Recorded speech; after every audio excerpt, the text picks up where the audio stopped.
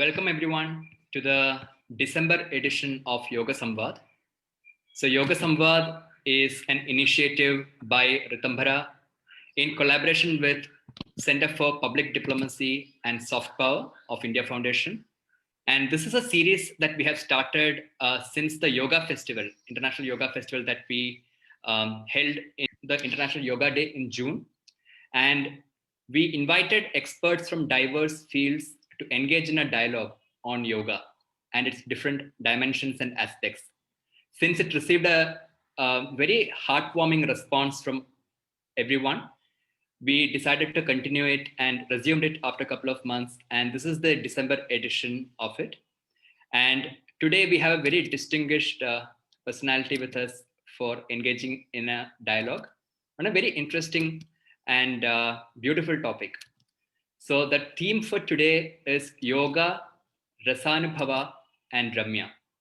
And we have with us Dr. Padma Subramaniam, who is acclaimed as a rare combination of a dancer, research scholar, choreographer, singer, teacher, author, and an Indologist.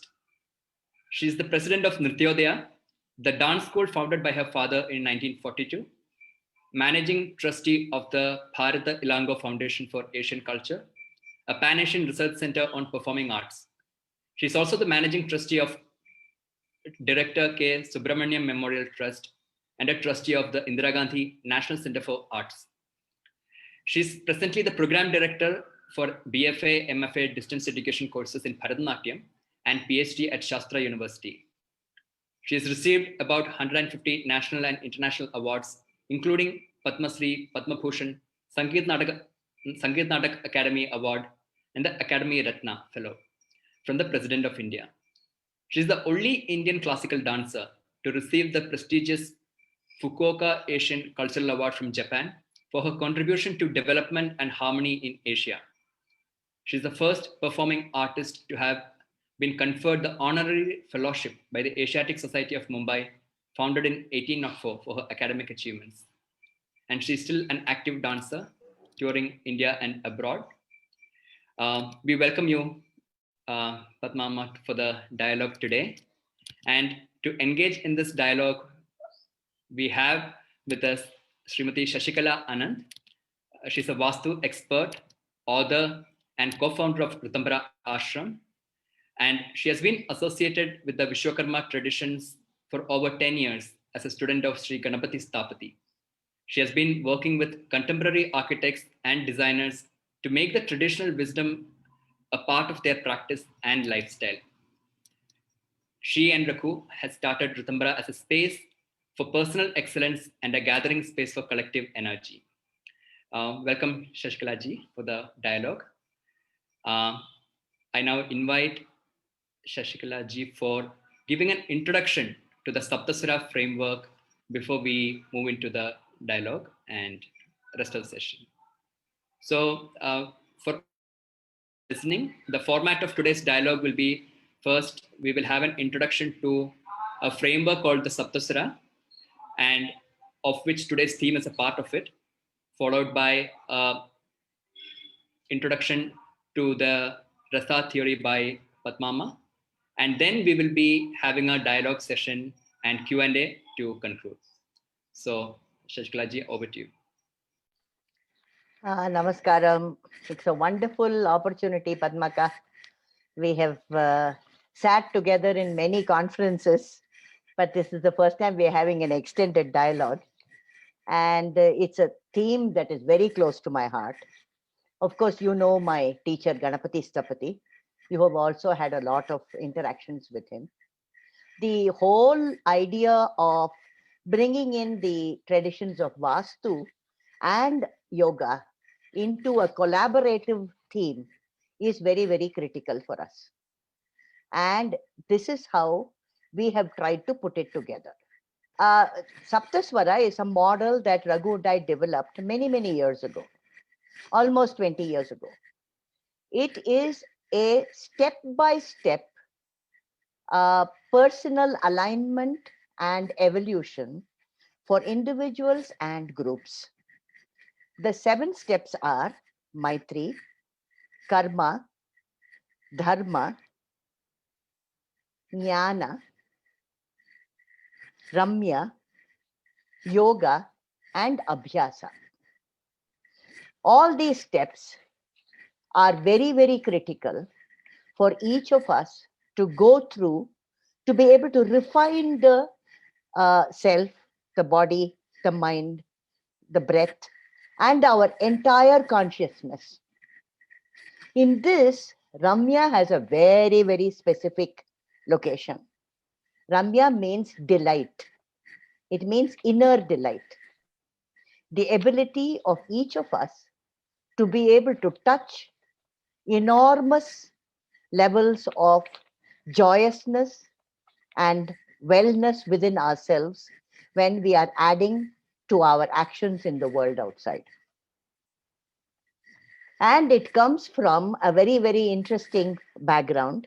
In the Mahabharata, there is a dialogue between Maya, who is the Asura's Tapati, and Arjuna, where Maya says to Arjuna, I can create this amazing space for you, built environment in Indraprastha, which will contain three critical aspects of Vastu Shastra, which is Bhogadyam, Sukhadarshanam or Sukhadarsham, and Ramya.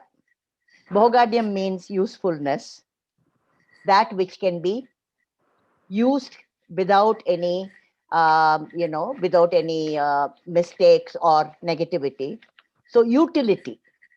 The second one is Sukha Darshanam, which means aesthetics, not just visual aesthetics, but every kind of aesthetics. And the third one is Ramya. Not only must it be useful and beautiful, it must also cause delight within. So in this, Ramya is a very, very important factor, which of course very few people are conscious of today. And when you look at the traditions of all the arts, music, dance, Shilpa Shastra, Vastu Shastra, Ramya is a very important aspect. So the ability to offer something which is holistic, which is also beautiful, and which will cause you a deep inner delight, a resonance that will make that object on the outside something that is eternal or timeless. For this, there is a very beautiful statement from the tradition which I would like to read before I will give it over to Padmaka. First, I'll say it in Tamil. சப்தம் வழியில் சங்கீதத்திலும் உடல் வழியில் நாட்டியத்திலும் சொல் வழியில் கவிதையிலும் இடம் வழியில் கட்டிடத்திலும் உருவம் வழியில் சிற்பத்திலும் எண்ணம் வழியில் கணிதத்திலும் ஒரு பக்தன் இறைவனை அடைகிறான். In sound through music, in the body through dance, in words through poetry, in space through architecture, in form through sculpture, in thought through mathematics, the devotee touches the divine. It's a very beautiful statement from the tradition of the Vishwakarma. So over to you, Paduka. I'm sure there is much in this that you can share with us. You hear me? Is it? Yeah, we can hear you very clear. Respected Shashikala ji, Hari, Sri Sudarshan, Raghu and Raman, friends who have come here to join us in this virtual meet. What a love. Everything that is relevant to aesthetics and in a holistic way and in a religious and spiritual way was already given to you today. Right now, thanks for that introduction, Shashikala ji. I have been asked to speak on yoga, rasa, and ramya. What a beautiful combination, but quite a challenge. In our initial discussion, I was told of a very poetic and fanciful interpretation for Saptaswara, which we heard now. Normally, Saptaswaras are the 7 musical notes which are there universally. All over the world, it's the same 7 notes. But the equation to Maitri, Karma, Dharma, Jnana, Ramya, Yoga, and Abhyasa with Shadja, Rishabha, Gandhara, Madhyama, Panchama, Devata, and Nishada is a very interesting and maybe very relevant equation too. Indian heritage teaches us a holistic view of life. In fact, the foundation of Vidya, Vidya is the word for education. Vidya is defined as Ya Vidyaya Sa Vimuchyate. That which liberates is education. And only from a holistic point of view, even the children were taught the basic foundation for education was the connection between the individual and the entire creation. All the different branches of knowledge were taught later. That gave a spiritual foundation for every student for not only sake of religion, but for understanding knowledge in all its sense. This holistic darshan was the sheet anchor for all the arts and sciences, even at the grassroots level. That's what we heard Shashikala ji reading out from a Tamil verse. The divine origin of all faculties is well recognized by even the common folk, even the tribals. Our tradition believes in the power of mind as evidenced from mantra in contrast with the dependence on yantra in modern world. If you see Vishnu Sahasranamam, you have the lines Yogo Jnanam Tatha Sankyam Vidya Shilpadi Karmacha Vedaha Shastrani Vijnanam Etat Sarvam Janardhanat. We see how Bhagavan is the originator of all fields of knowledge.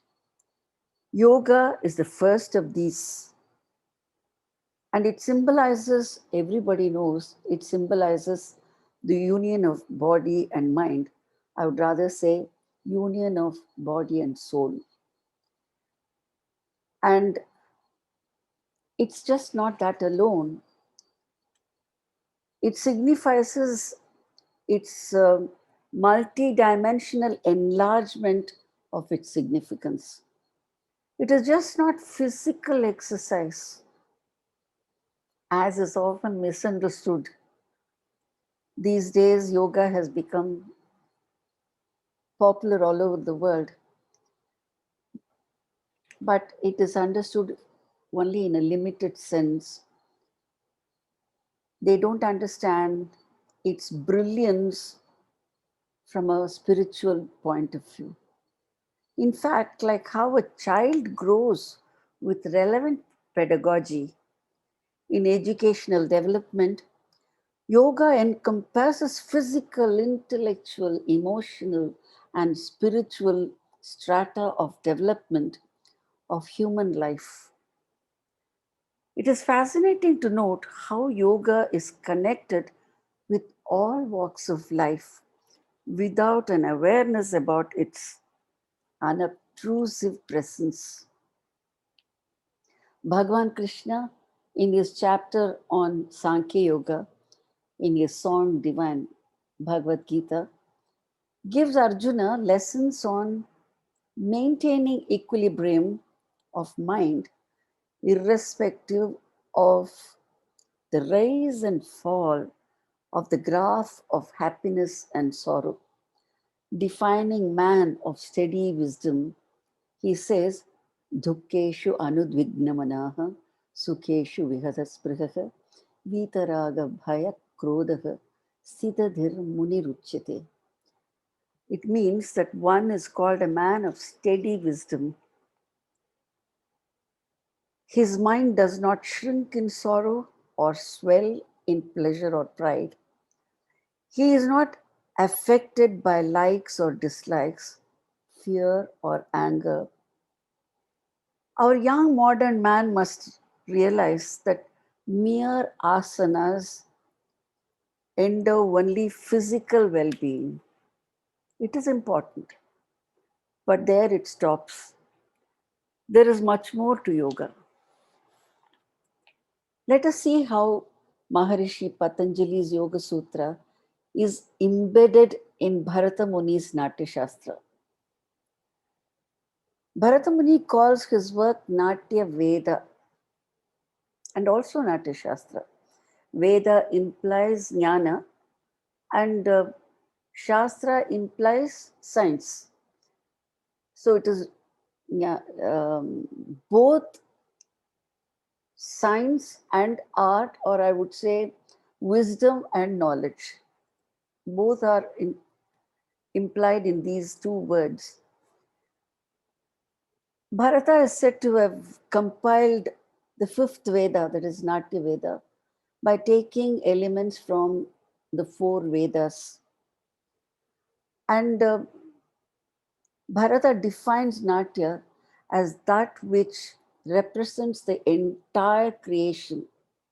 It teaches duty to those who go against it, love to those who are eager for its fulfillment, chastises those who are ill-bred or unruly, promotes self-restraint in those who are disciplined, gives courage to cowards, energy to the heroic, enlightens the dull-headed, and gives jnana to the learned.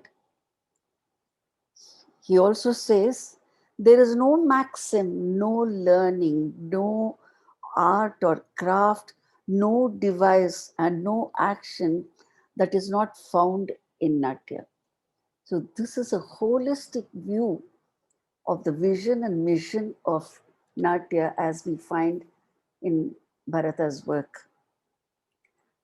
Natya is also a yoga because it trains the body and the mind and helps in emotional and spiritual growth.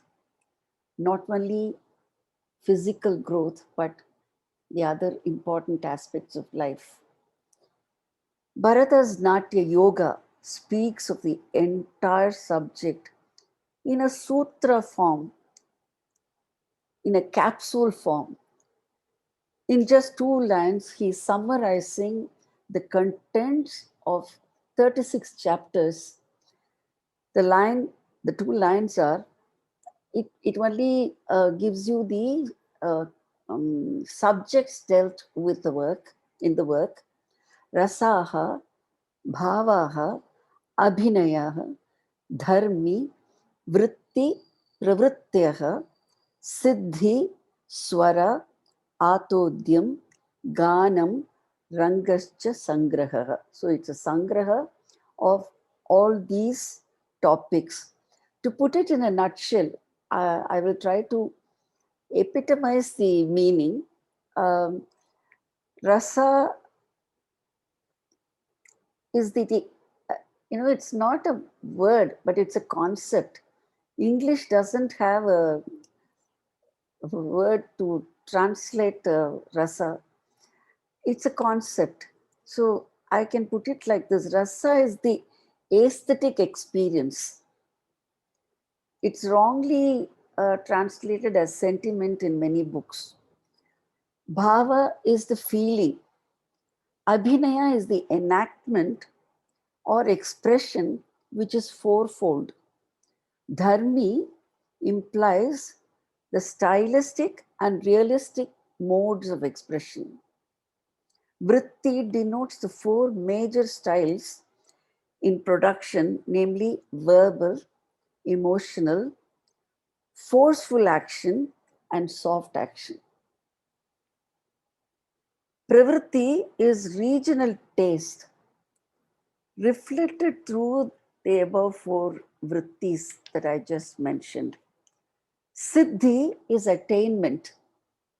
Swara is the Saptaswaras, as you know. Atodhya is the general term for musical orchestra, the instruments. Ganam is vocal music. And Ranga, something close to Shashikala ji's heart, gives 9 different types of auditorium, stage, as well as the consecration. So this is what you see in Natyashastra. Maharishi Patanjali's Yoga Sutra has 4 angas, which delineates the progressive nature of Siddhi in physical and mental control. It has the capacity to understand human mind with innumerable complexities. It helps in understanding the pancha kleshas, namely avidya, that is ignorance, asmita, ego, raga, attachment, dvesha, aversion, and abhinivesha, clinging to life or fear of death.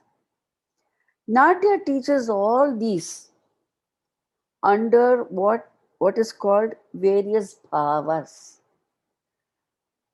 Bhava is so called because it makes one feel bhavayanti.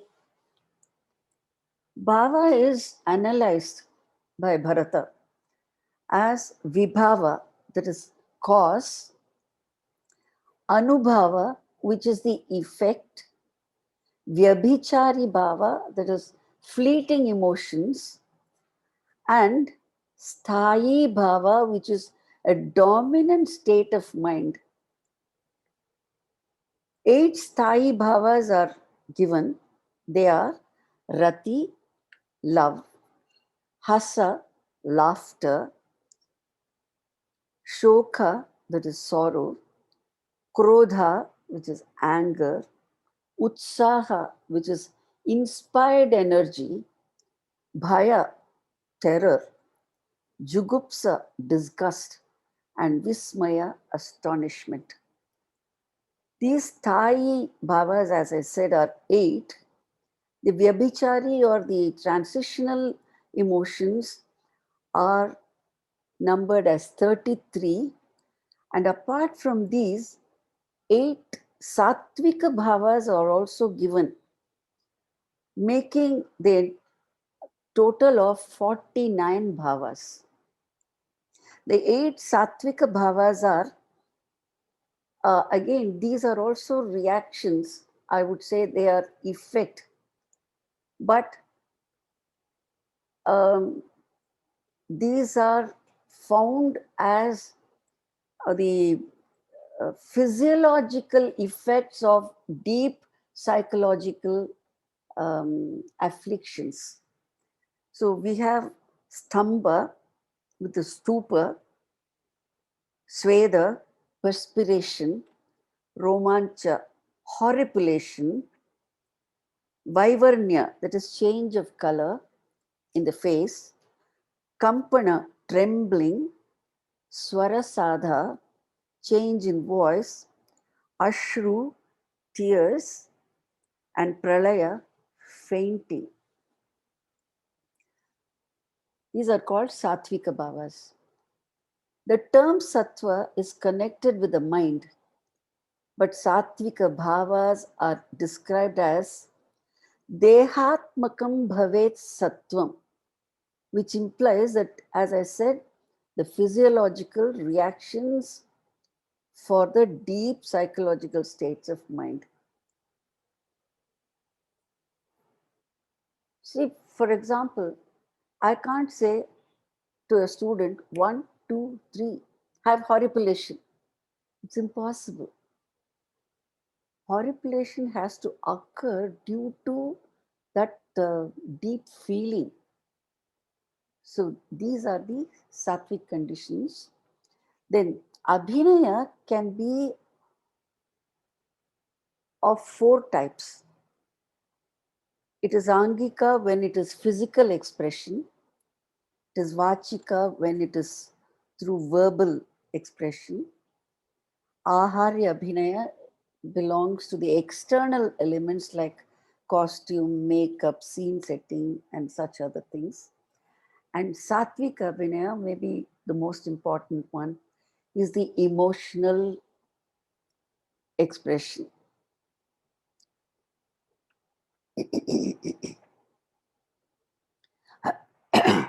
Get me some water. For angika abhinaya, that is for physical expression, Bharata gives a full treatment of training the body. It's highly analytical, based on kinetic and aesthetic principles. Every major and minor limb is to be trained in such a way they can be moved independently and also collectively.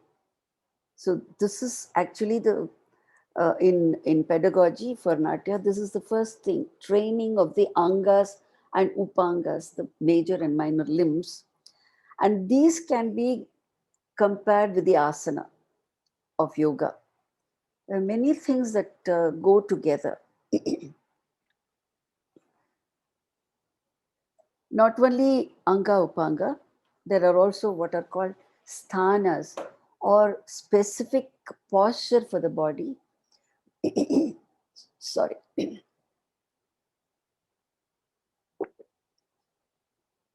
Specific hastas,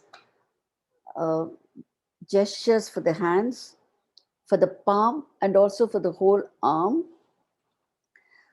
And these, the physical aspect of anga, upanga, sthani, sthana, chari, hasta, all these can be compared with the Bahiranga Yoga section of the Ashtanga Marga, which Patanjali speaks of.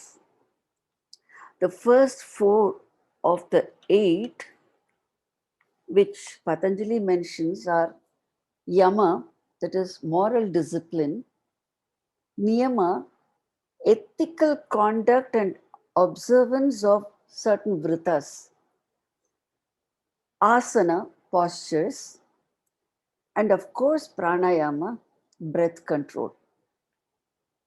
All the above 4 form the foundation for learning Natya. Hours of dancing makes one easily execute the actions without gasping. If you see a dancer, we all perform for 3 or 4 hours, even solo, and you will not see any of us senior dancers gasping after the first 10 minutes of dance. That happens with the untrained dancers. So practice, sadhana, is very important for the sadhaka. And automatically, pranayama is there. As they learn to practice hours together, the breathing gets automatically controlled.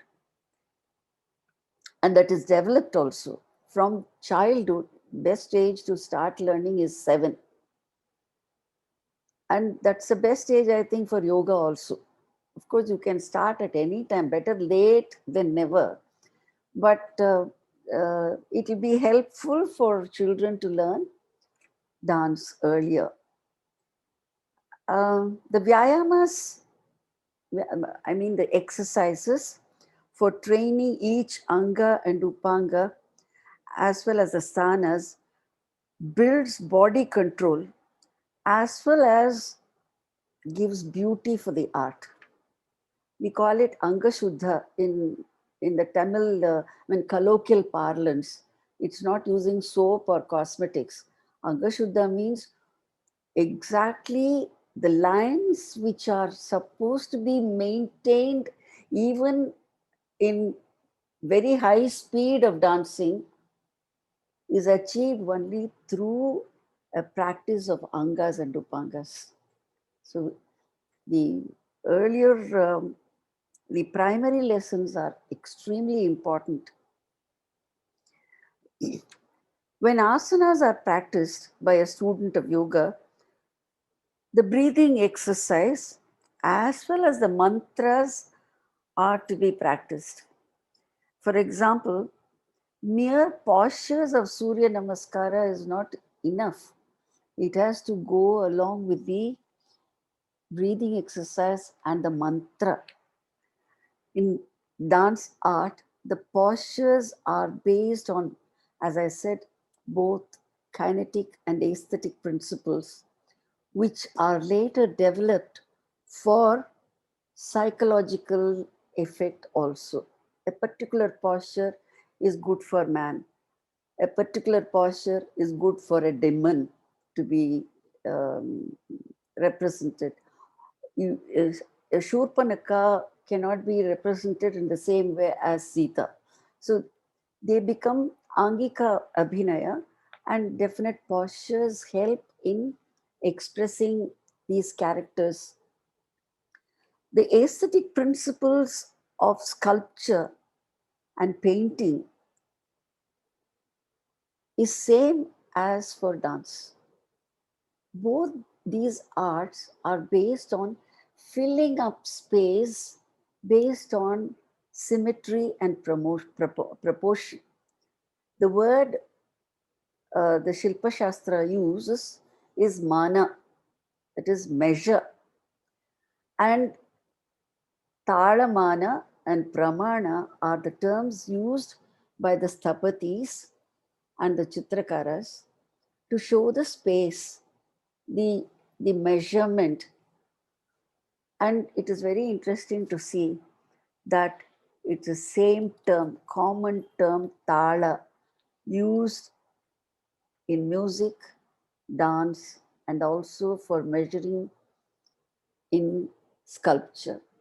So it's very interesting to see Sanskrit languages using a same term for measuring time and space. What the scientists are now talking about is something which our ancients knew as aestheticians. So tala in dance also has two meanings. It's a space, for example, how much space has to be between the two legs is calculated through tala.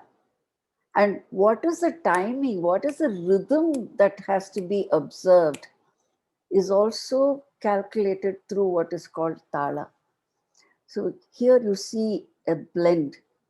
And I've heard Shashikalaji's guru, Shri Ganapati Sthapati, saying that the Vastu Shastra says that if an image is an icon is made out of proportion, that icon can cause death, disease, and conflicts in society. So if it is not based on talamana and pramana, every object now scientists say has vibration. And if it is not done properly according to the talamana, that object is giving a negative energy. And you can extend this or understand this even from dance point of view. All kinds of movements, any convulsion cannot be called dance. It has to be an orderly expression, an orderly movement. That is why it causes something positive for the society. Otherwise, why do you think dance was made part of worship in the temples? It was for bringing good fertility, good atmosphere in the society, and have a peaceful life, that these arts were made part of temple worship. The, the word laya in even in laya can be shruti laya, where it is from musical point of view, the note has to exactly be in the same frequency, or talalaya, where nobody is allowed to go out of rhythm. And laya is again something which is explained as the union of Shiva and Shakti. So this is how our ancients had brought every level of life merged with some religious and philosophical inner meaning, which would be recognized as Ramya later, after sadhana. The entire body is trained, I think, only to be forgotten about.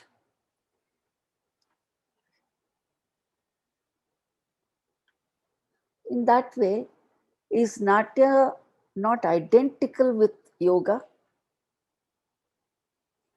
You have to rise above body consciousness. In Natya, the actor enacts the role of every kind of living and non-living being also. He can act as a stone, as a rock, as a hill. He acts as anything that is part of creation. Abhinaya, or the art of communication, can be epitomized as internalizing something which is external, and vice versa, externalizing that was internalized. Let me repeat that. Abhinaya is internalizing that is external, and externalizing that has been internalized. In this process, an actor turns into boy or girl, old or young, good or bad, human or beast, living or non-living entities. Bharata says that the character portrayed must enter the actor. He uses the term avivesha.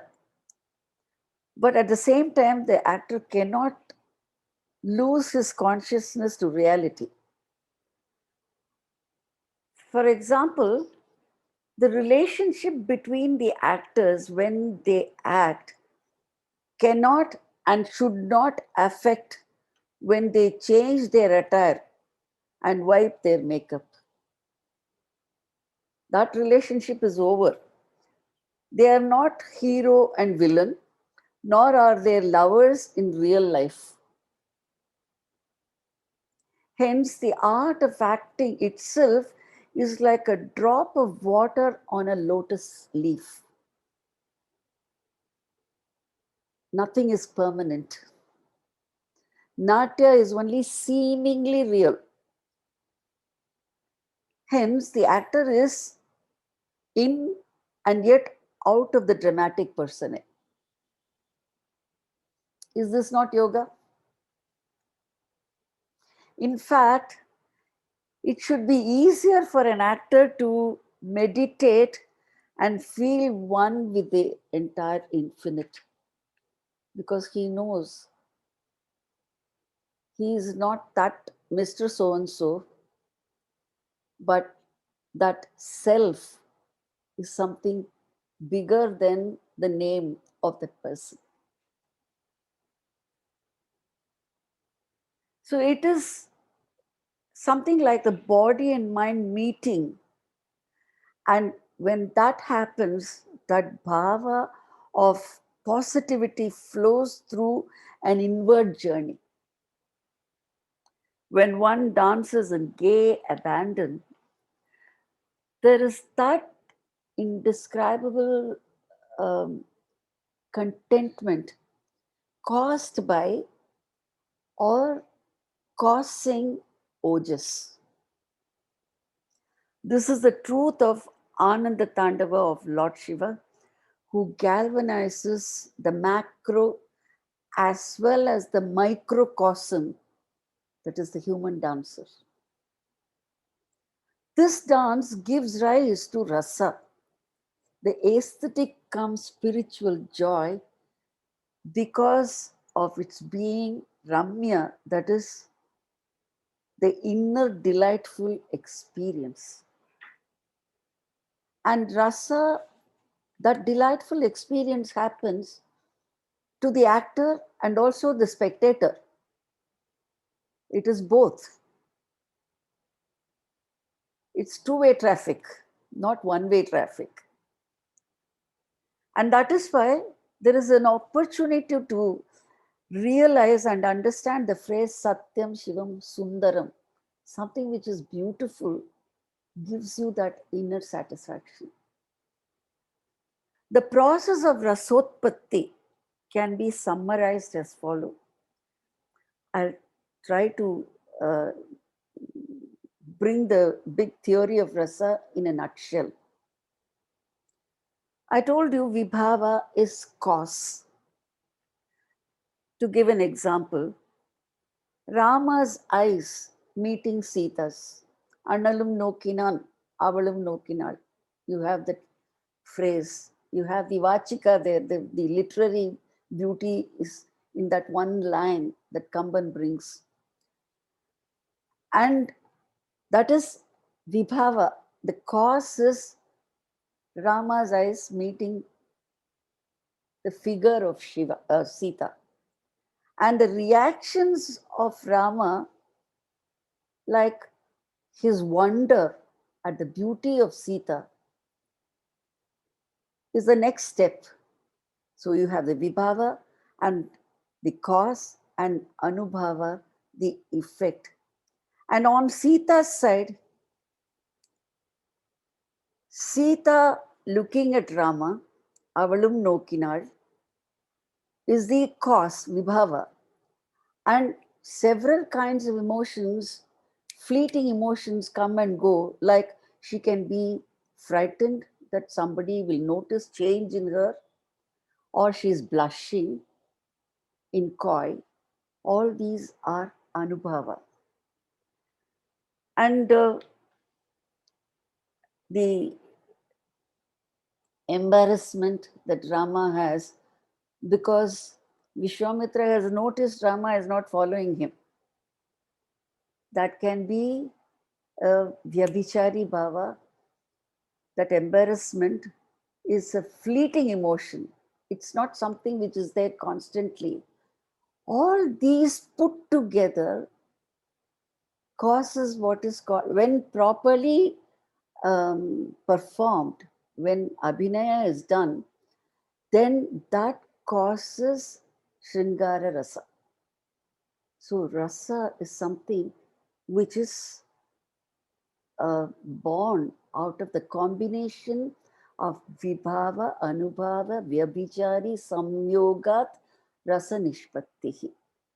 This is how rasa is born. And Bharata gives beautiful delineation for all the 8 rasas. And in some editions of Natyashastra, the 9th rasa, Shanta rasa, is also given by Bharata himself. And Abhinav Gupta, the commentator from Kashmir, who was a greatest of philosophers who propagated Kashmiri Shaivism, has given extraordinary explanation for rasa theory. And according to him, rasa, we can theorize rasa as 8 or 9, but according to Abhinav Gupta, rasa is only one, and that is spiritual experience. Because it doesn't touch the body. It is not a physical experience. It's a spiritual experience, because he gives a very simple example. When there is tragedy, for example, the heroine is crying or the hero is crying, then the man sitting in the cinema theater is also crying. He's sharing the grief. But when he comes out of the theater, he says, "What a wonderful film it was. I was crying. I was crying. Look at my hanky. It is all drenched. I enjoyed crying." Can he enjoy crying if it is reality? If it touched him? If that terror was something which hurt his body, he cannot enjoy. He was exposed to beauty, and that exposure to beauty gave him that enjoyment which is called rasa. And that is why, whether it is terror or love or sorrow, whatever it is, enjoyment is enjoyment. So rasa is equated only to spiritual awakening. The Atma is said to be Anandamaya. We don't realize it. There is no opportunity to realize. But exposure to beauty, at least momentarily, helps in going deep into oneself and recognizing and experiencing that ananda, which is soul satisfaction, which touches your soul and just not your intellect. So it becomes, some people call this Brahmananda, some people call it Brahmananda Sahodara. Whether you call it Sahodara or Brahmananda itself, it is very close to yoga. And that is why it is called Natya Yoga. This is the very basis of um, the philosophy of Indian aesthetics. Um, the experience here is almost similar to dharana and dhyana of Ashtanga Marga that Patanjali speaks of. The super consciousness is reached through another kind of progress in Natya. In yoga, it is pratyahara, that is, withdrawal of senses. In Natya, it is another way. It is through sadharanikarana, that is, universalization of experience. The senses help in rising beyond their control. The senses help. In yoga, you have to control the senses, but in Natya, the senses are helping you to go beyond them. And in that experience of ananda, you get what is called rasa. And that is why rasa is also equated to infinite Lord himself.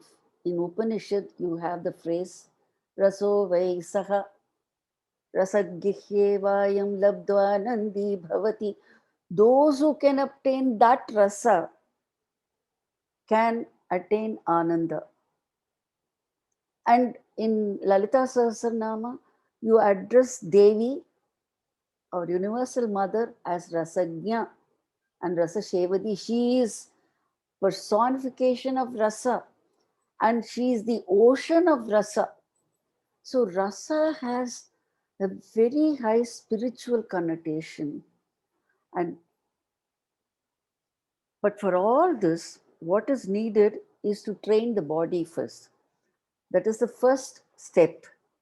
And like how asanas are very important for body control, we have a whole set of vyayamas or exercises with the angas, upangas, sthanas, karanas. All these are very important to train the body.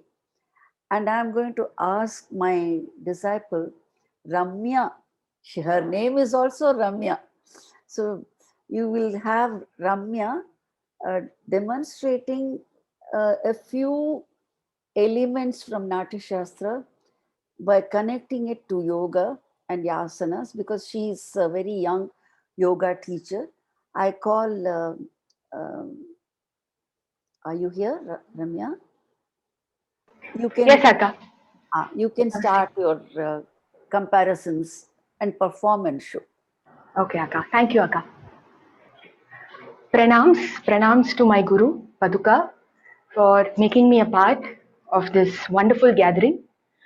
I would be starting off the demo with the Yogasana along with the corresponding Karana. So I would like to start with Nataraja Asana.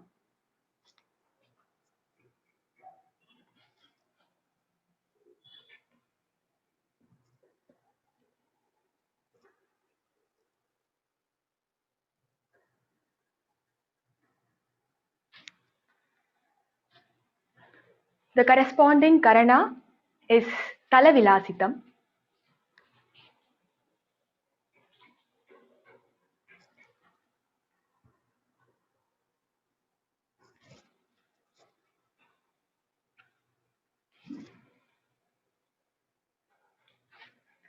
Next, I will move on to Trivikramasana.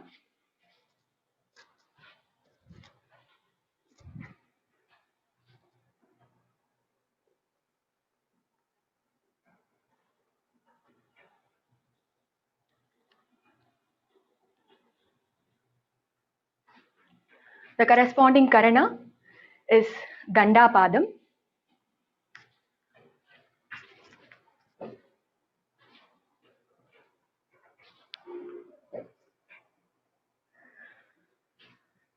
I'll be doing some of the seated Karanas, seated asanas now.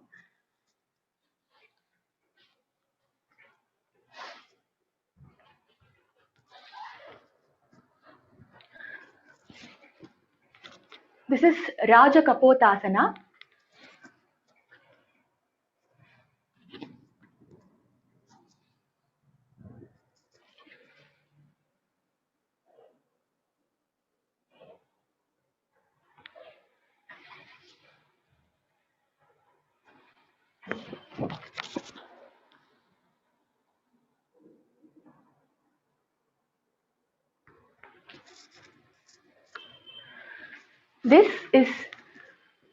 This has the element of Gridra Valinakam Karana.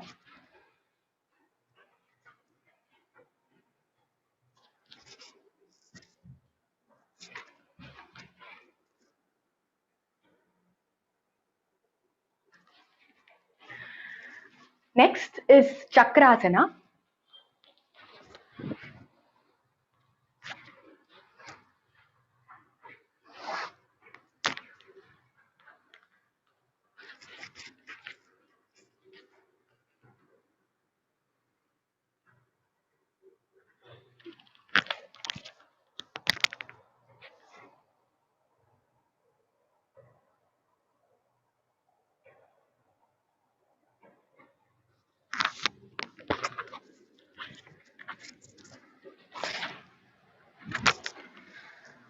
The corresponding Karana is Chakramandalam.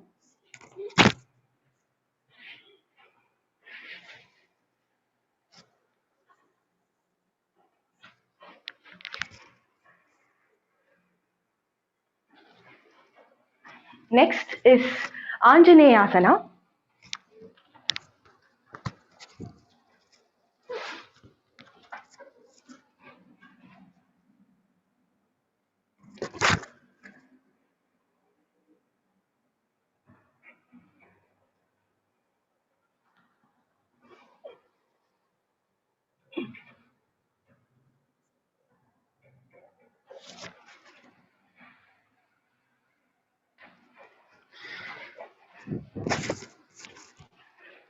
The karana is kunchitam.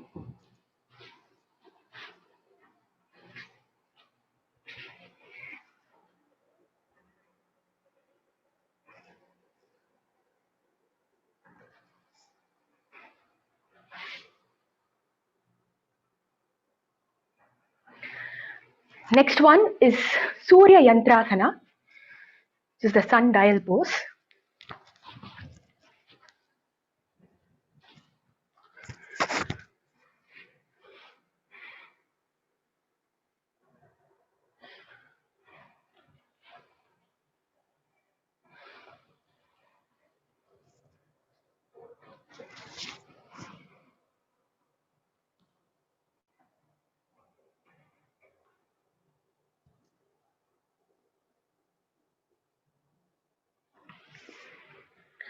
And the corresponding karana is Ganda Suchi.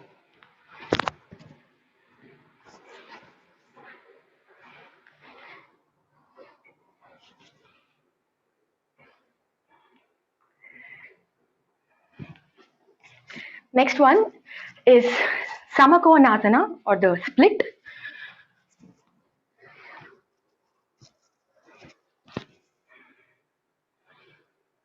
So the karana is Samasuchi, which is again same as the split.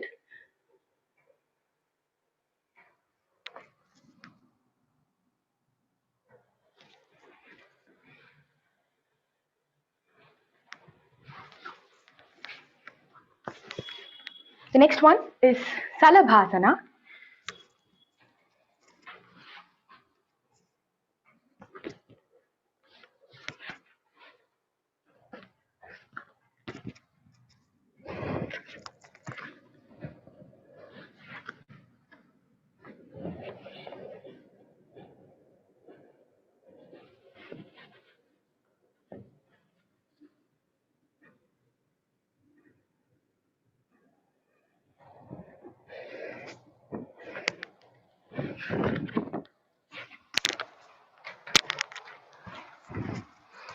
And the karana is Mayura Lalitam.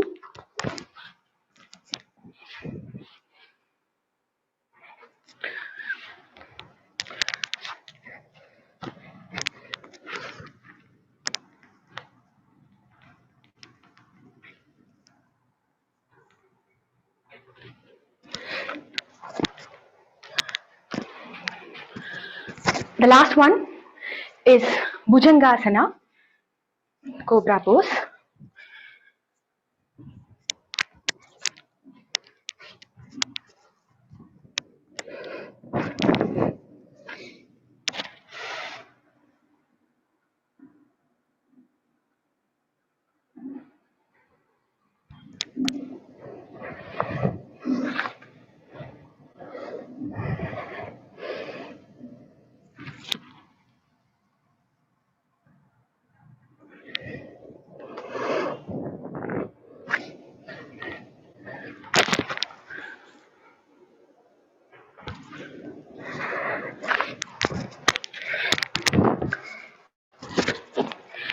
This is similar to Sakatasya Karana.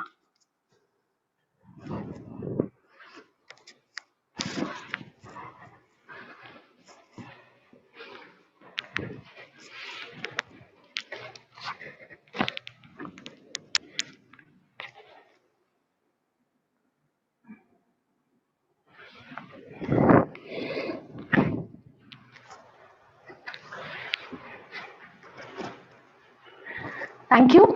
Thank you so much.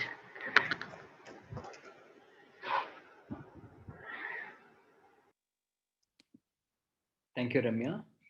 And So you saw a small example of how yoga is connected with Natya Shastra.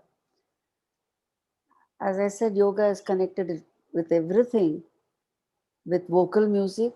What can vocal music be without pranayama? And the best of singers are those who can control their breath. And people like Dr. Balamurali Krishna is somebody I have to think of when I talk of controlling a breath for for Ghana. So it is there for everything. And in all these, as I said, that Ramya is performed with Ramya.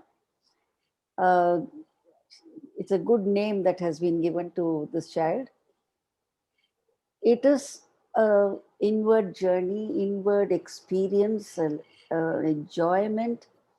And I think it is there in anything that you do. It's not dance alone, it's not sculpture or any art or science. Work is worship according to Bhagavad Gita. You can be a scientist, you can be a doctor, you can be a carpenter, but if you enjoy your work and offer your work as worship, then you excel in any of these skills. The skill becomes passion, and passion becomes part of your nature. And when that passion and work is offered to Bhagavan, then you have no restriction in time. Can a mother say that my duty to look after my child is only between 9 and 5? It's like that. If you're a gardener, you treat the plants as your children. A doctor will definitely not say, I will not treat you, I will not see you if it is beyond the time limit. When all our skills are offered as worship, you excel. That is what you see in the difference between an extraordinary person who's contributing to the society and others. Equality is not identity. It also depends on the sadhana. So with these words, let me conclude my lecture. If there is anything for interaction, I'll be happy to answer you if I know the answer. Thanks, Padmaji, and thank you, Ramya, for the beautiful performance. I now invite Shashikala ji to engage in a dialogue on the Yoga Rasanubhava and Ramya. And after that, we'll have some time for questions from the audience. Shashi ji.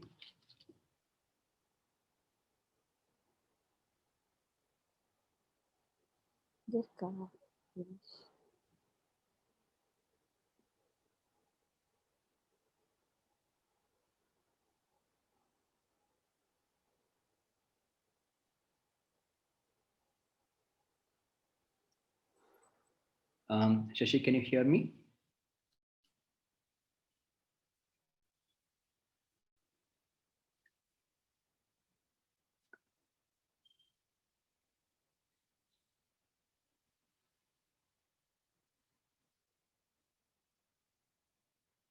I think her connection got dropped, so we'll just wait to reconnect.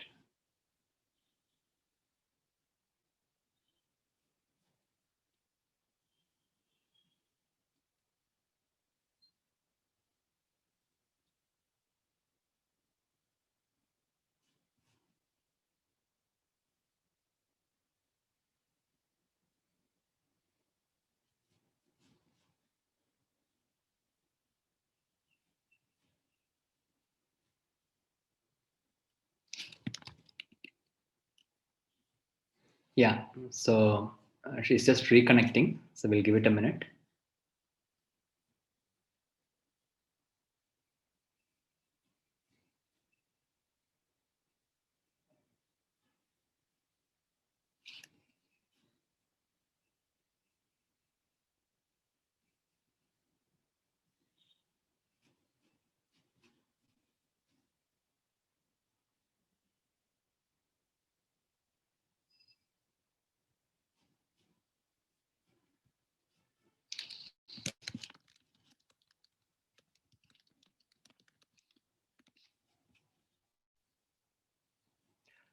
Rakuk, shall I unmute you so that you can? Please.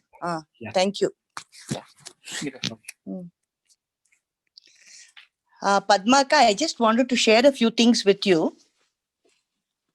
I'm unfortunately having a lot of problems with my connectivity. Can you hear me, Hari? Yeah, Yes, yeah. you're audible. Yes. Yeah. There was a few things that you talked about, which is very interesting parallel in Shilpa Shastram. You spoke about Angikam, Aharyam, Vachikam and Satvikam. In Shilpa Shastram, Ganapati Stapati has talked to me about it a lot. Angikam is the creation of the sculptural form. Aharyam is all the ornaments and the clothes and also the bhanga, all that will come into the extras. Then Satvikam is the balance and the tala nirmanam that you already spoke about quite interestingly. The proportions, the ratios, the basic shastric principles that have been brought into the sculpture. Vachikam in Shilpa Shastram is very interesting. Vachikam is what the observer feels or speaks about, because the sculpture cannot speak. And then the Satvikam, at the end of it all, is the timelessness of the icon that is placed within the Garbhagriha. When it's in perfect proportion, it is capable of offering blessings, wellness, and endless prosperity for people who are part of that society. Okay. The second thing is that you were saying about the inner experience of the rasa. Stapati used to say something beautiful in Tamil.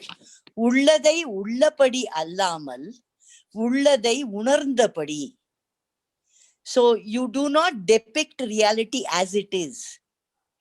You depict it based on the rasa or the inner experience that you have within you. And that is a very significant aspect of Indian aesthetics. That you're adding something of yourself to the product or the experience or the icon or whatever creativity that you're offering to the world. There is something of yourself that goes into it. I think that's a very beautiful part that Natya and Shilpa Shastra share.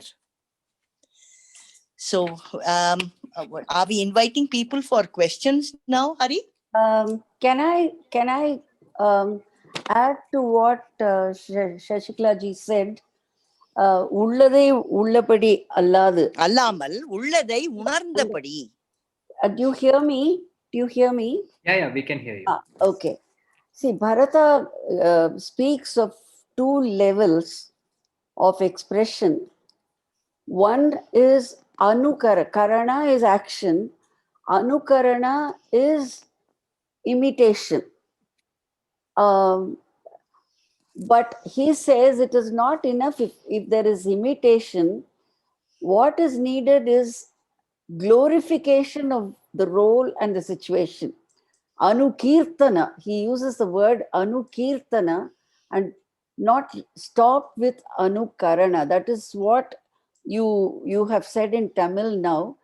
So all these arts have parallels. They as far as the sculpture and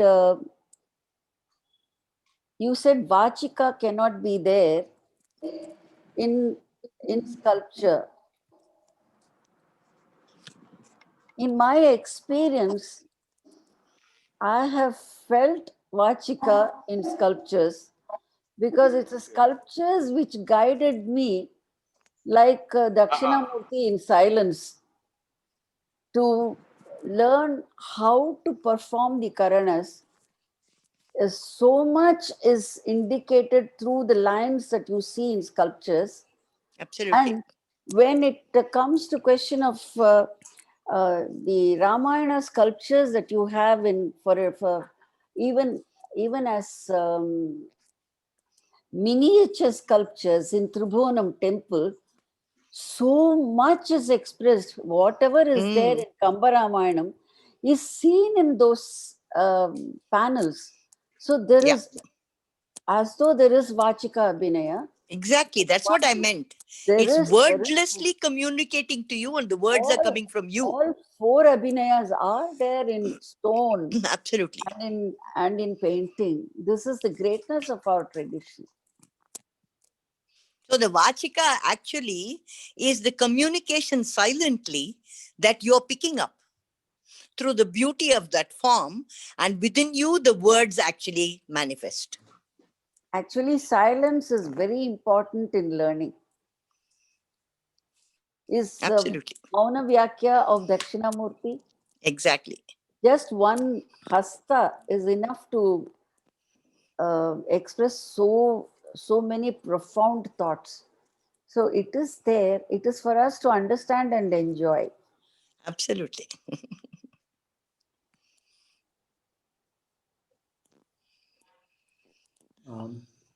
Thank you, Shashiji. We have some time for questions from audience now.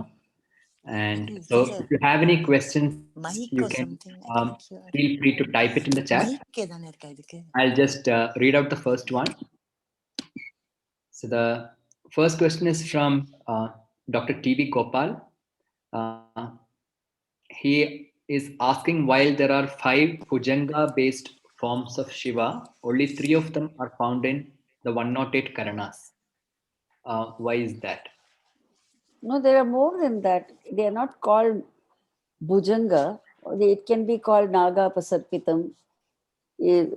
Slightly the name will be different. The movements are very close to each other. Thank you. Anyone else has any questions?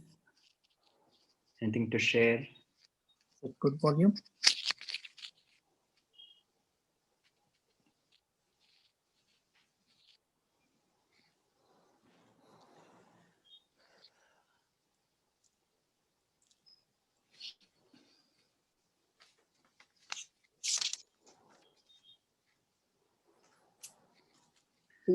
I think there's one more question which came up slightly earlier in the session. So I'll just read out that.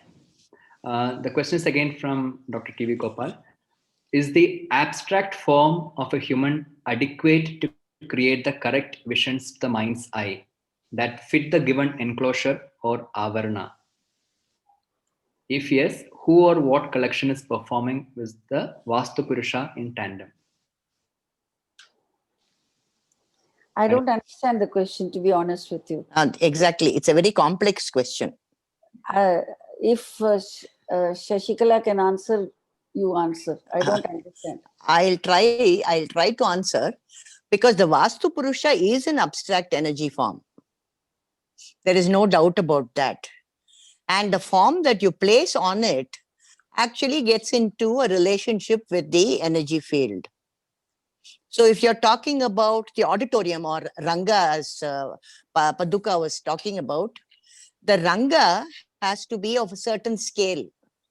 Even Chilapadigaram talks about it. What is the scale of the Rangam?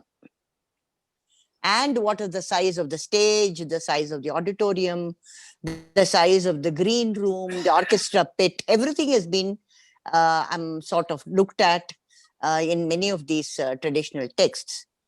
So all these are built around the human form. So it's not really abstract from that point of view. It is a physical form. It is a physical form that you're using.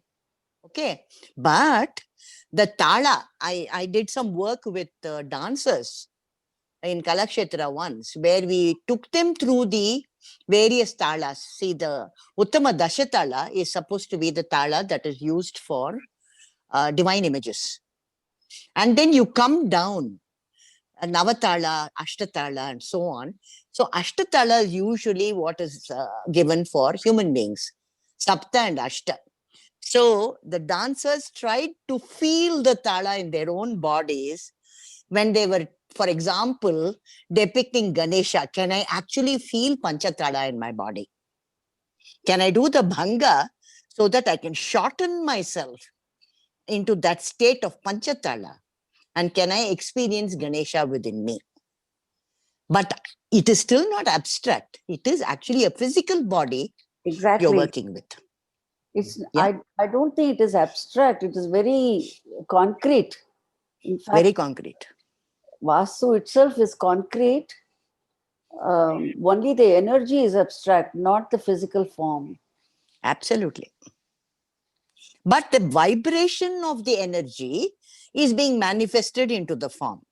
So if you stay true to the vibration, which means the proportions, the ratios, the talamanam, then automatically what you manifest will also have a certain discipline and a rigor, which is capable of making you respond in a very positive manner.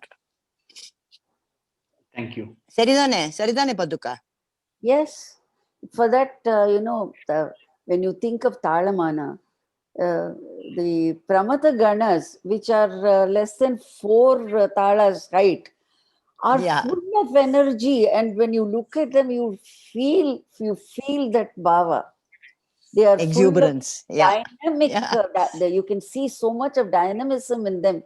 I love the Bhutaganas. The way Absolutely. you have groups of them in some of the Shiva temples, and Absolutely. they are such dwarf figures with so much of energy that you can really feel in them. Absolutely. So it They is are very all playful. They are playful. They're musical. All the musical instruments they are playing. They are dancing. Absolutely. In Darasaram, it's just brilliant pieces of the Ganas. Absolutely. for me. As I said, the sculpture has. I'm telling you, even Vachika. For me, they speak to me. I Absolutely. listen to them. You'll think I'm mad if I say when I look at a sculpture, I feel resemblance of someone I know. It's like that. It's question of your. I think it's Gopal who asked that. It's a psychic affinity with the time and also the concrete விஷயங்கள், that objects that you see. It's tangible. What you Absolutely. think is intangible is tangible actually. And that itself is yoga. Mm.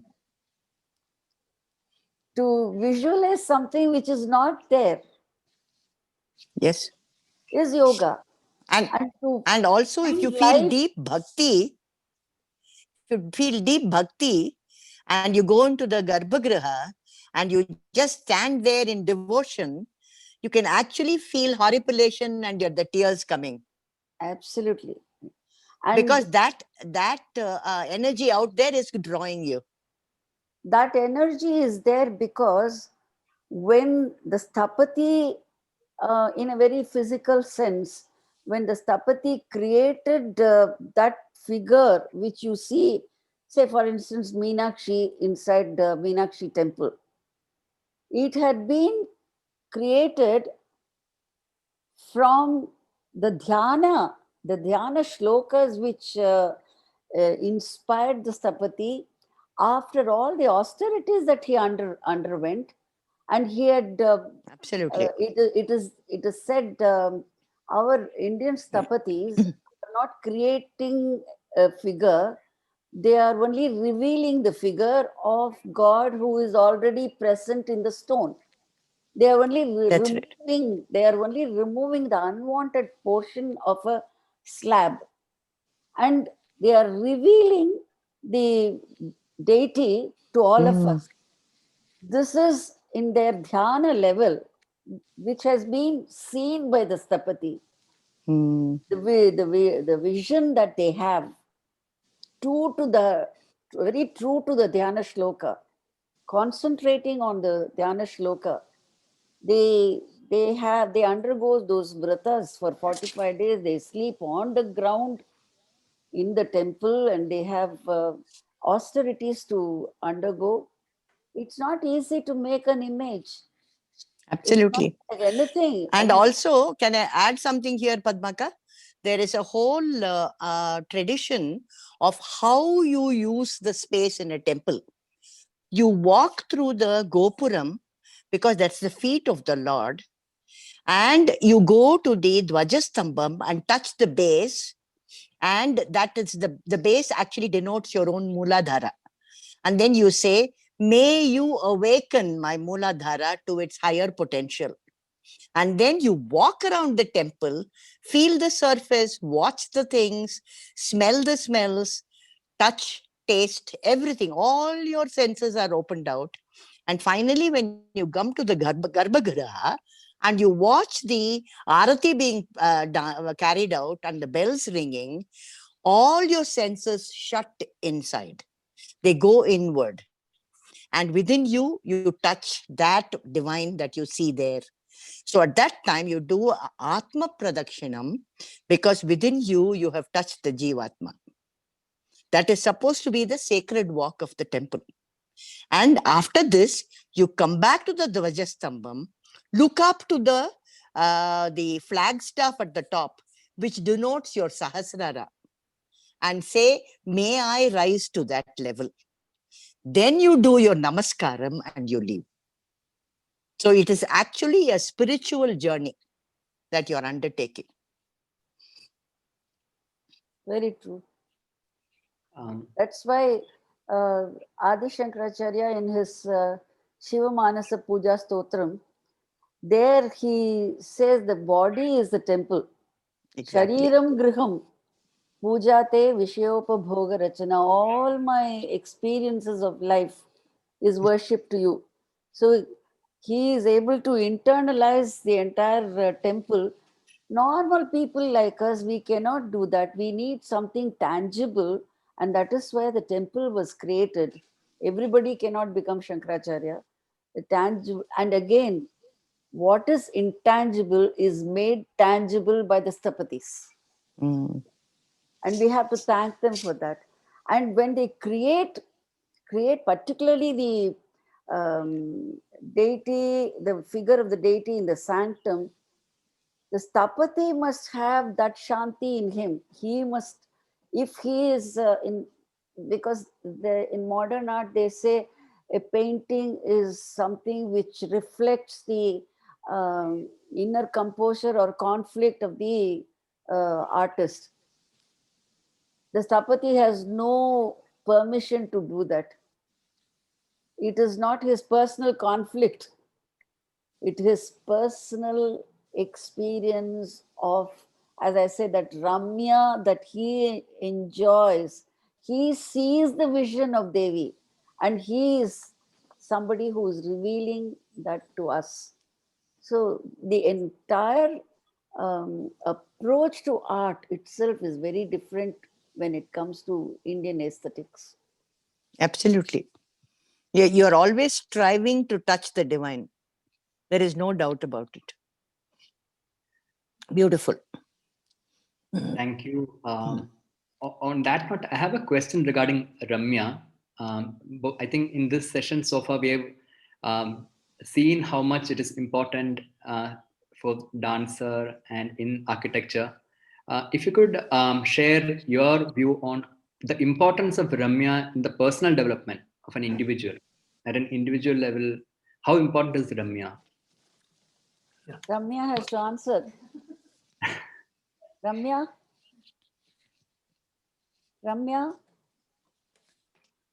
She's frozen. No, I think from your experience, Paduka, Let her what do you answer. think? We give time for a youngster also. I think she needs to unmute. That's what he's asking. Yeah, you have to unmute. Sorry, Akka, there's a Right. Wi-Fi problem. Vandusha. Hello. Yeah, we can hear you. Go ahead, Ramya. They can hear you. Yeah. Yeah. Can you please repeat the question? I'm so sorry I missed it. The question was, how do you view the importance of Ramya in the personal development of an individual? Okay. So, for me, it's basically how I have taken the art form from my guru. So, the entire process of learning and the entire process of internalizing it is the inner delight for me. So when it comes for even yoga or dance, uh, it's essentially the internalizing process that helps me to attain the inner delight. Thank you, Ramya. Very nicely put. Yeah. Thank you. Would you like to add anything to it, Shashi? Or Shashi? Yeah, I would like to add from the Shilpa Shastras that the delight is not only what I feel, but the delight in those who are experiencing that space for themselves. And that reflected delight is what is causing me extra delight. So it's a kind of a mutual experiencing. Okay. Paduka? Well, there is a very big debate among really great scholars whether rasa is something felt by the spectator or the audience who are hearing or seeing or reading, or is it there for the playwright and the actor also, or the dancer also? Some people say rasa is only for the audience, for the spectator, and the rasa is not there in the artist. But I beg to differ. It's my personal, very personal view based on personal experience. Some scholars may not even agree with me, but rasa is something which is definitely felt even by the artist. When I perform, for instance, when I do my Ramaya Tubhyam Namaha or Krishnaya Tubhyam Namaha, I'm there acting as somebody.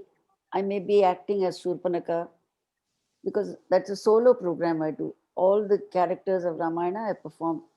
And even, for instance, in Bhagavad Gita, it's a 2 hours Bhagavad Gita, which I perform both as Krishna and Arjuna. And it's again a solo, a mono acting style. In split second, I have to change characters. I'm Krishna for a second, I'm Arjuna for another second. All that happens inwardly, inside me. It cannot be taught. It is something which can be felt by the artist. Like, generally they say you take the horse to the pond, you can't drink the water. You can only show the path. That experience is something which comes from within by sadhana. Not only sadhana, a little more than that. It's question of not physical sadhana. It is question of mental sadhana of looking into your own self. And apart from the character, this is where I feel there is rasa.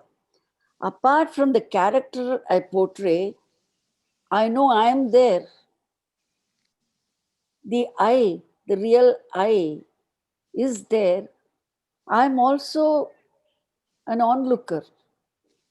I'm also hearing. And I enjoy my performance. Very well put. Beautiful. So I'm there. That consciousness is there. Ultimately, it's that consciousness which gives all the rasa of life, all the ramya of life. So it Very is levels of experience. I'm in 2 levels. I am Rama, but I am also Padma. So this is how I look at rasa. But generally, scholars will not accept this view because they are bifurcating. You theorize a lot. Forget about theory. What you need is experience, just not theorize. You can't write dance. You can't write music. You have to sing. You have to listen. You have to dance. You have to see. So mere lakshana is not enough. You have to go to lakshya level. Mm. When you go to the lakshya level, then you know you have the rasa. Yeah, I have a acute statement here from my grandmother, who was a musician. She used to say, Sangeetha patti pesaraalai medi. So it's like that.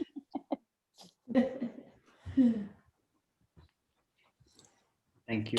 Can I just add something, Hari, Sure. to Yeah, what yeah, sure, Paduka sure. said? Yeah, yes, please. Paduka, I'm reminded of what Krishnamacharya used to say, ma. What he said was two things, na? There are two words in yoga called ashraya and alambana. Alambana, he would say, is the rasa which triggers something in you, is the alambana. And the ashraya is the form that you are able to create when the rasa anubhava comes within. And if the ashraya you create within is not true to the rasa, it gets distorted because of your own asmita processes, your own egoistic processes, then you can never experience life as it is. So this, I'm just adding to saying that the theoreticians are probably not right, no? Because this was Krishnamacharya's clear statement. Thanks. And he would also say that a mature human being is somebody who can experience a rasa when it is necessary, appropriate, and come back to Shantam as soon as the rasa is over. So, ninga modala chona mare, exactly what you said about the dancer. That is the acme of a really accomplished yogi. Thank you, Raghu. Thanks for that information. So we are almost past the time. There is one question which is requested. I'll just share it. It's from Rajshri Vasudevan. Then could you explain the process from Dhyana Shloka on which the sculptor meditates to the actual expression of it as a sculpture with reference to the different aspects of the Bharata icon of the Bharata Ilango Foundation? She mentioned you meditated upon it, something related to that. Okay. I was wondering if it was a question to Shashikala, but No, I think it's for you, Yeah, Padma. it's addressed to Padma. when you mentioned Bharata, then I understood that it's for me. Well, it was a very subjective feeling.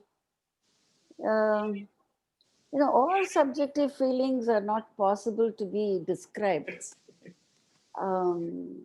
Yes, there is I would first of all like to invite all of you to come to see our the memorial shrine that we have created for Bharata Muni, first of its kind. And this was in my mind for a very long time, because when I went to Thailand, I found all the theaters have a puja room, and they have 4 masks: Brahma, Vishnu, Shiva, and Bharata Muni. Only after worshipping them, any program starts. And I was feeling really bad that in the country of his origin, Bharata is almost forgotten. We only have the name Bharatanatyam and we don't remember Bharata really. So this was in my mind for a very long time, and I wanted to create a memorial shrine for him. And it was materializing. It was a long process. It happened that I was concentrating on what all Bharata did. and what all he wrote. That magnum opus, that encyclopedia called Natya Shastra, deals with so many aspects. And one more thing, he speaks about the masculine and feminine ways of dancing. You call it Tandava, Lasya. They have different terms in Natya Shastra. I was thinking, how do I give, how do we personify Natya Shastra? Oh, Gayatri has got it on her mobile. Can you see this? Yeah, we can.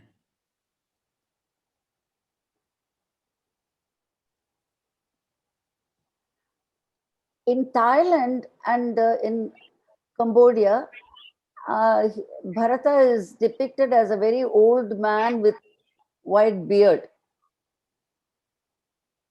In Mahabalipuram, in the Dharmaraj Ratha, on the first year, Bharata is depicted as a youth dancing by the side of Shiva, who is observing his Shishya dancing. Somehow that impressed me, that was deep within me. And I thought, when we create something of a memorial shrine for him, I wouldn't make him an old man. And one more thing, this Bharata Elango Foundation for Asian Culture is just 8 kilometers from Mahabalipuram. So I thought I should be closer to the Pallava period in depiction of Bharata Muni. And here I had a vision.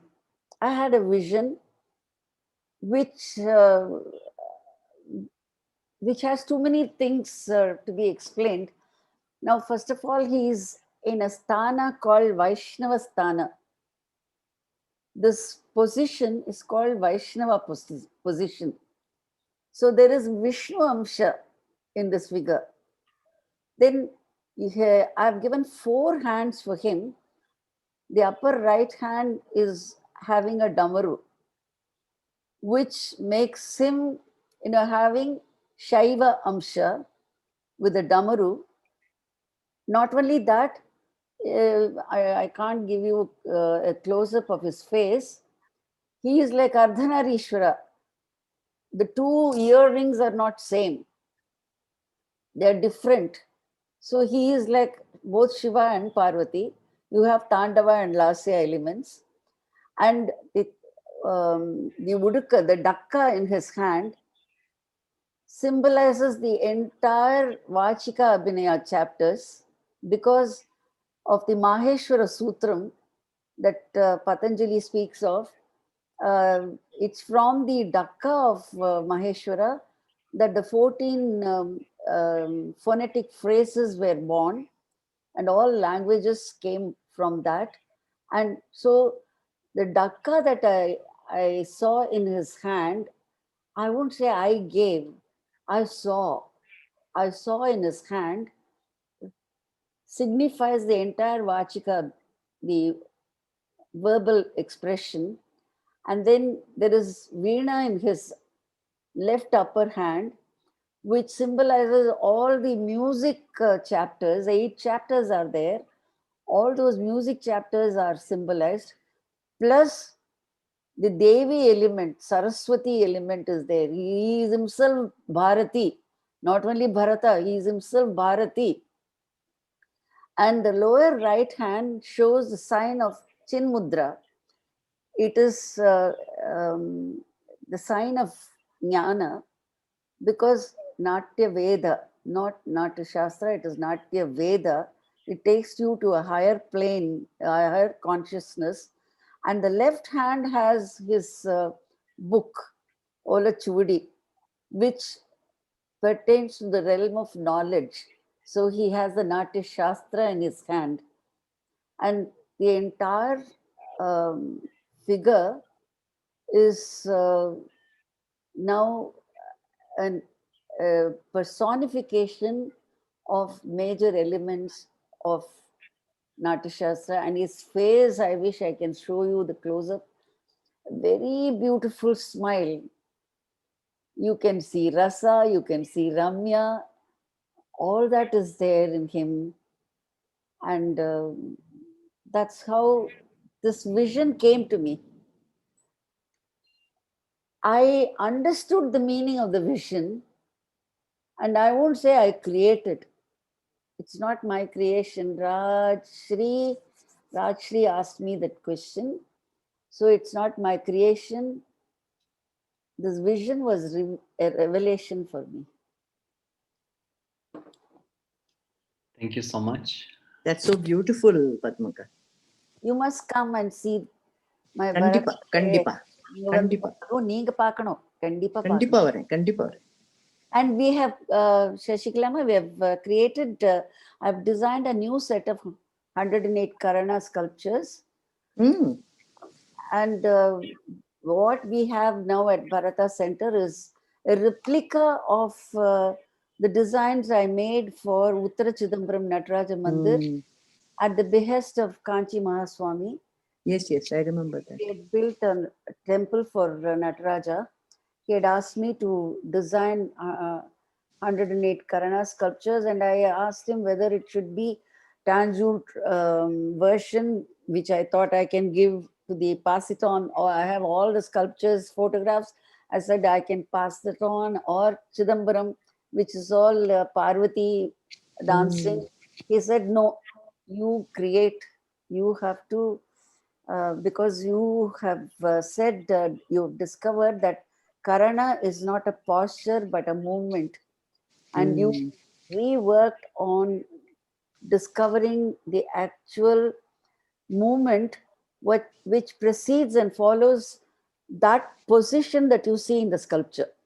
Exactly. It's a dynamic process. Sculptures are like still photographs of a moving dancer. And so he said, you create those parts of the movements which are not already registered in stone, so that if you keep all the photographs of old and the new ones that you create, you'll have animation of the movement. Beautiful. It was a very big challenge for me. I took 1.5 years to design them. And the biggest miracle in my life happened. Every line drawing was taken to him for approval. When I took the first 6 line drawings, he had just entered Tamil Nadu back after 6 years of Padayatra all over the country. I took it and I showed him for his approval. He asked me if I had been to Indonesia. I didn't know why he asked me. I said no. And those days, even Government of India was sending us all artists only towards the west. We were not looking to the east. So I said no. Then he said, go to Indonesia. But it took 12 years to complete the Karana sculpture project. And I could go only after that. And the biggest miracle was when I went to Prambanan in central Java to see the Ramayana sculptures there. Very strange thing happened. I discovered 52 Karana sculptures there. And those 52 tallied with my designs. Wow. And they belong to 9th century. Fantastic. 150 years older than the oldest set of Karana sculptures we have in Tamil Nadu, that is Tanjavur. So this was something which was a link beyond time and space. Thala, real Thala, beyond time and space. And Paramacharya asking me to go to Indonesia became meaningful to me. And that too only after he attained Mahasamadhi. So I knew it is not my work, it was his work. I was only a nimitta karana. Beautiful. Thank you. That was very moving. Thank you very much. Thank you so much, Padmama, for sharing such beautiful insights into today's topic, and Shashiji for adding on to all the sharings for today. I can see the chat, and everybody is experiencing so much of beauty and joy just listening to both of you, and even the performance was beautiful. Thank you so much for joining this dialogue today, and thank you all for staying on till we know we are about 20 minutes over time, but still it was filled with so much of beauty that we didn't feel like stopping. So on behalf of Ritambhara and Center for Public Diplomacy and Soft Power, I express my deepest gratitude for being here, for accepting our invitation to be here to join this dialogue, Padmama. And thank you. Thank Shashiji, you. Thank you, everybody. Thank you. Beautiful. Let me wish you all a very truly happy new year, and I hope all our pandemic is going to be over and we'll have really a happy new year. Tatastu.